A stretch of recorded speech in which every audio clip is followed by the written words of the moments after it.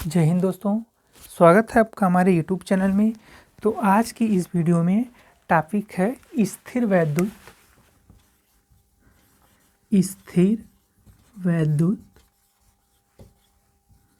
स्थितिज ऊर्जा।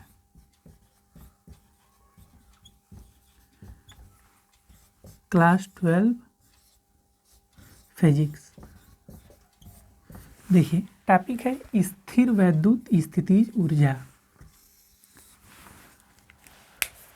स्थिर शब्द क्यों जोड़ा गया है? स्थिर शब्द इसलिए जोड़ा गया है क्योंकि ये जो टॉपिक हम पढ़ रहे हैं वह किसके अंतर्गत है? स्थिर वैद्युतिकी के अंतर्गत है। जो टॉपिक है वह स्थिर वैद्युतिकी के अंतर्गत है और टॉपिक का नाम है स्थिर वैद्युत स्थितिज ऊर्जा।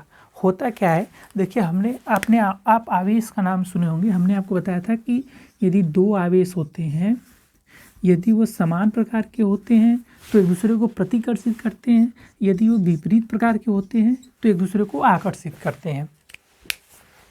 क्यों? क्या है? चार्ज है। यहाँ पर होता क्या है कि यदि हम सेम प्रकृति, यदि सेम नेचर का हम चार्ज लेंगे तो ये एक दूसरे को प्रतिकर्षित करेंगे। यदि हम विपरीत चार्ज लेंगे, एक प्लस लेंगे एक माइनस लेंगे, तब क्या करेंगे? एक दूसरे को आकर्षित करेंगे। तो मान लीजिए ये किसी बिंदु पर हैं, ये ए पर है, ये बी पर है। तो होता क्या है कि इसको नज़दीक लाने में क्या होगा? ये एक दूसरे को प्रतिकर्षित कर रहे हैं तो इसको नज़दीक लाने में कार्य करना पड़ेगा, इसको दूर ले जाने में कार्य करना पड़ेगा। तो वही जो कार्य होता है वह एनर्जी के रूप में संचित हो जाता है, उसी को कहते हैं स्थिर वैद्युत स्थितिज ऊर्जा। इसके लिए आपको दो चीज़ें जानना जरूरी है। पहला है वैद्युत विभव, पहला है वैद्युत विभव, दूसरा है कि वैद्युत विभव का फार्मूला।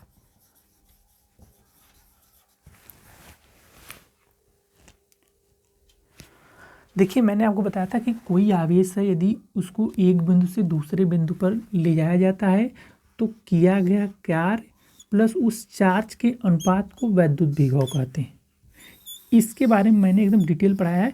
और यहाँ से भी समझ लीजिए कि यदि कोई आवेश है Q, मान लीजिए कोई आवेश यही Q है, इसको B से A तक या A से B तक ले जाया जाता है तो अभी मैंने आपको बताया कि इन दोनों को नज़दीक लाने में दूर ले जाने में काम करना पड़ेगा। और इसको नज़दीक लाने में क्यों?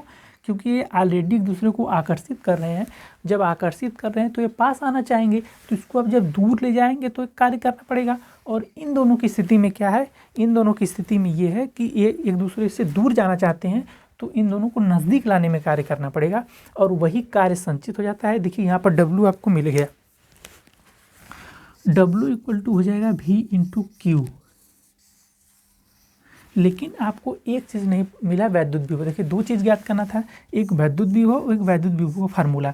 तो ये जो फार्मूला मैंने लिखा है यह किसी बिंदु आवेश के कारण, आपको ये याद रखना होगा कि किसी बिंदु आवेश के कारण,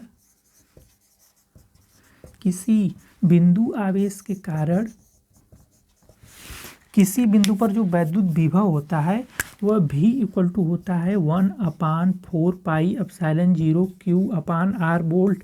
इससे पिछली वीडियो उठाकर देखिए, इसमें इसका पूरा डेरिवेशन किया गया है कि ये कैसे आया है। लेकिन यहाँ पर बस आप ये जान लीजिए कि ये क्या है।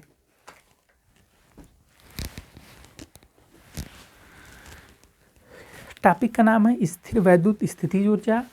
और मैंने आपको बताया कि कोई आवेश है, यदि वो विपरीत प्रकार के हैं तो एक दूसरे को आकर्षित करेंगे तो इसको दूर ले जाने में कार्य करना पड़ेगा, इसको नज़दीक लाने में।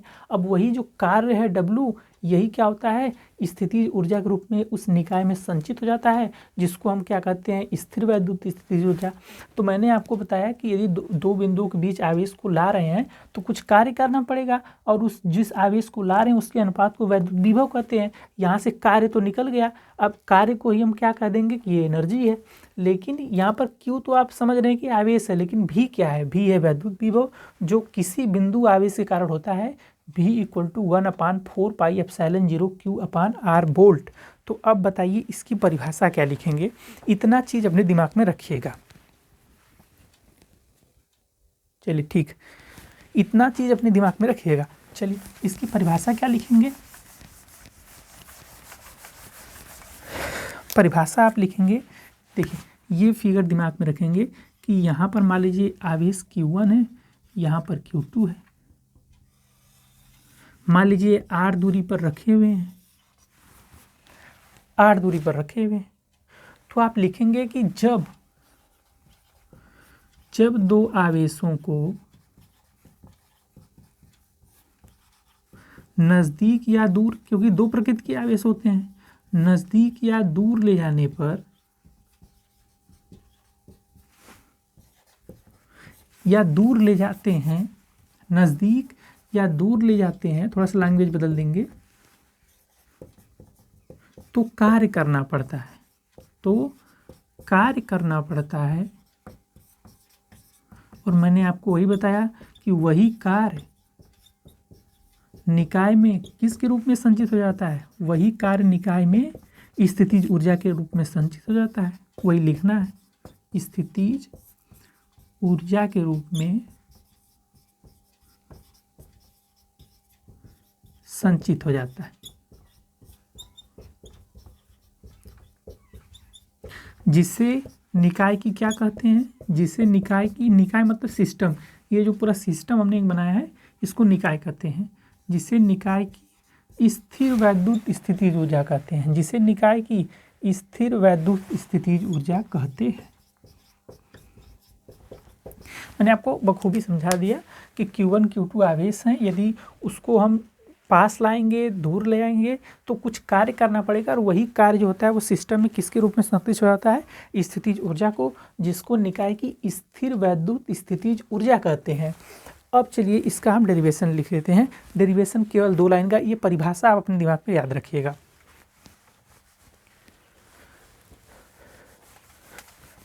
आप इसके बारे में लिखेंगे क्या कि माना, देखिए मैं केवल बता दे रहा हूँ, आप लिखिए, माना Q1 Q2 आवेश हैं, ये एक दूसरे से R दूरी पर रखे हुए हैं, मान लीजिए वहाँ का जो माध्यम है परावैद्युतांक उसका वैल्यू 1 है, तब अच्छा बताइए, देखिए मैंने आपको बताया था कि W = हमने अभी निकाला था VQ, किस फार्मूले से, कि वैद्युत विभव जो होता है कार्य और आवेश के अनुपात के बराबर होता है,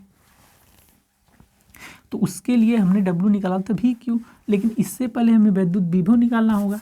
तो वैद्युत विभव क्या होगा, मैंने आपको बताया था कि किसी बिंदु आवेश के कारण वैद्युत विभव 1/4πε0 Q/R वोल्ट होता है। लगा दीजिए फार्मूला।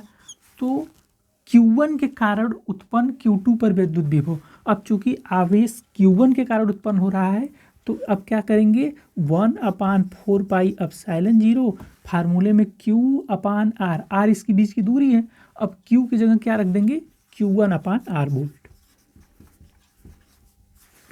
Q1/R volt. देखिए अब V की वैल्यू हमें पता चल गई। अब जब V की वैल्यू पता ही चल गई है, V की वैल्यू जब पता ही चल गई है तो V का गुणा Q से कर देंगे, W निकल के आ जाएगा।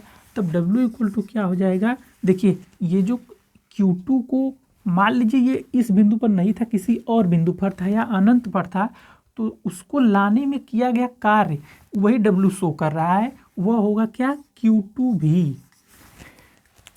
देखिए इस फार्मूले का निर्माण यहीं से हो रहा है, V = W/Q, तो W = हो जाएगा VQ। लेकिन मैंने आपको बताया कि ये जो कार्य हो रहा है ये मान लीजिए आप पढ़ रहे हैं स्थिर वैद्युतिकी, तो स्थिर वैद्युतिकी में एक आवेश को फिक्स करना एकदम आवश्यक है। आपको एक आवेश फिक्स करना पड़ेगा, दूसरे को आप मूवमेंट करा सकते हैं, इधर उधर गति करा सकते हैं, तो इसीलिए यहाँ Q2 भी लिखा गया है, Q1 भी नहीं लिख सकते, क्योंकि एक आवेश को आपको फिक्स मानना ही होगा, यही स्थिर वैद्युतिकी है।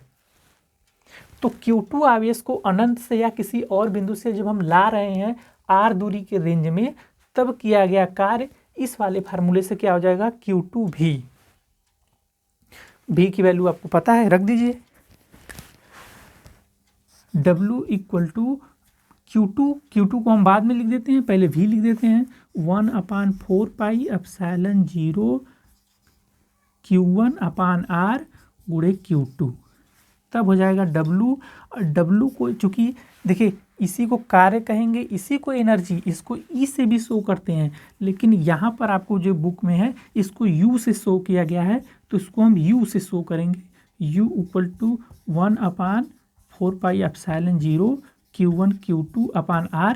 ऊर्जा का मात्रक या एनर्जी का मात्रक क्या होता है? जूल, तो जूल में लिख देंगे। देखिए आपको पूरा कन्फ्यूजन बना रहेगा यहाँ पर कि ये W = Q2 भी कहाँ से आ गया। मैंने आपको बताया कि स्थिर वैद्युतिकी में एक चार्ज को फिक्स करना ही होगा।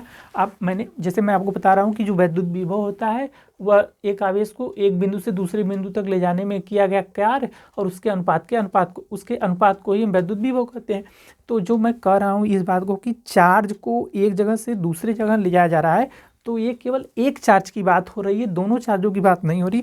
आप ऐसा स्थिर विद्युतिकी में नहीं पाएंगे कि Q1 को भी मूवमेंट करा रहे हैं, Q2 भी मूवमेंट कर रहा है, ऐसा नहीं होगा। दोनों एक साथ मूव नहीं करेंगे, इसमें से केवल एक ही आवेश मूव करेगा, एक आवेश हमेशा फिक्स होगा, इसीलिए इसका नाम स्थिर वैद्युतिकी है। इसीलिए W = Q2 भी है, V की वैल्यू रख दिए, यहाँ पर आपका आ गया। अब यदि कोई व्यंजक पूछेगा तो ये लिखिए, परिभाषा डेरिवेशन ये लिख देंगे। बाकी चैनल को सब्सक्राइब कीजिए, वीडियो को लाइक कीजिए। धन्यवाद।